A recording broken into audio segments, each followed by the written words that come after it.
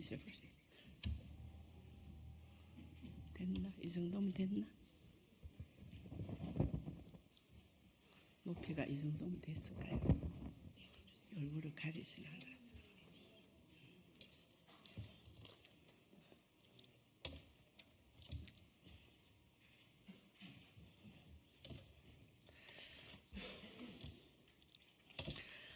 안녕하십니까. 저는 22대 총선에 용인시 수지구 용인병 지역 예비후보로 등록하고 공천 신청한 국민의힘 비례대표 서정수 국회의원입니다. 이 자리에 선 소회가 남다릅니다. 지난 3년 반간의 의정활동에서 무수한 기자회견을 했습니다. 보건복지위와 여가위와 인구특위에서 활동하면서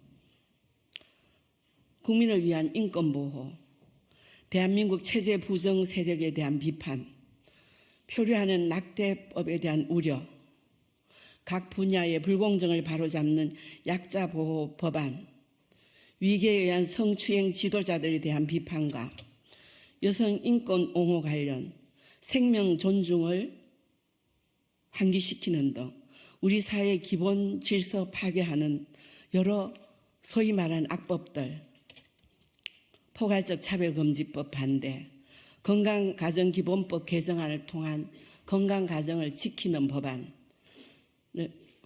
약자보호 법안 등에 대해서 국민께 고하고 기자회견한 바 있습니다.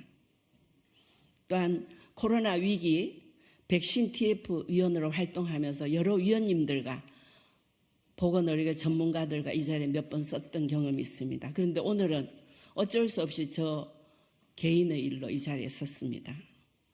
헌법이 보장한 나이와 성별을 초월하여 보건의료 전문성과 탄탄하고 오랜 사회봉사 경력, 또 지난 4년간의 성실하고 치열했던 의정 경험과 기독교 정신에 입각한 투철한 국가관과 실천력을 토대로 저는 지난 19일 바로 이 자리에서 불공정했던 용인병 지역구 당협위원장 선정 과정에 오래된 문제점을 요약해서 정직하고 진솔하게 국민들께 고했습니다. 또한 22대 국회의원 총선 후보 공천 과정에서 본선 경쟁력이 확실한 저를 당내 경선에서조차 배제시킨 공간이 불투명하고 납득하기 어려운 결과 발표에 대해 제고해달라는 취지의 말씀도 드린 바 있습니다. 하지만 하루가 금쪽 같은 이 시점에서도 12월이 지난 지금까지도 당과 공간위는 어떠한 사정인지 저에게 그 어떤 사유나 구체적인 설명조차 해주지 않고 있습니다. 소통은 항상 쌍방이어야 됩니다. 투웨이 커뮤니케이션이 돼야 됩니다.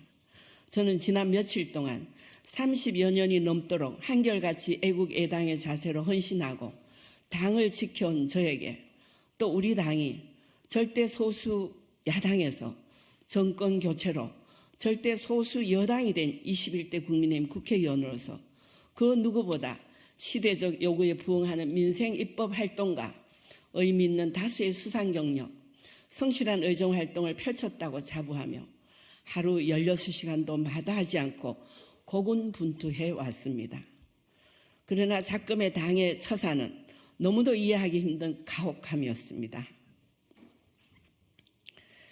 당혹감을 넘어 허탈한 심정을 누르기가 쉽지 않았습니다. 하지만 계속된 번뇌 속에서도 자유대한민국과 사랑하는 국민 여러분, 생사고락을 함께한 애국동지들, 그리고 수십 년간 동행한 공동체를 위하는 길은 반드시 윤석열 정부의 성공을 통해 국립민복과 대한민국 정상화를 이루어내야 한다는 것이었습니다. 그 신념 앞에는 어떤 가치도 억울함도 앞세울 수 없었습니다.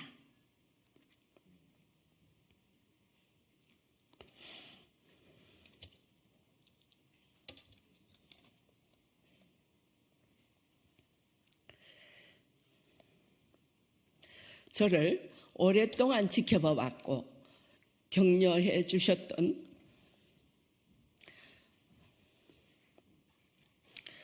존경하는 각계 사회 지도층 여러분들의 조언과 당부도 있었습니다.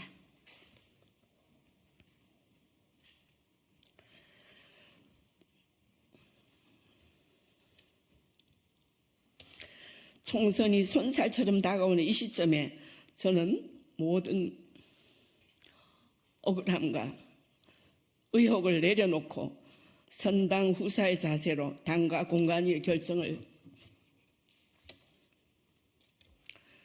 따르겠습니다.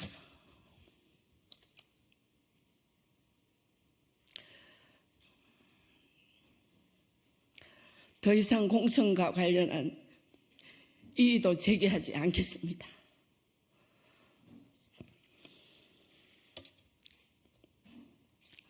저 서정숙은 늘 그래왔듯이 오직 국민의힘의 총선 승리를 통한 국민들의 미래와 행복만을 생각하며 적극 소통하며 실천하며 최선을 다하겠습니다. 그동안 저와 함께 자유 대한민국을 희생과 열정으로 지켜온 각계각층 지도자분들과 동지들,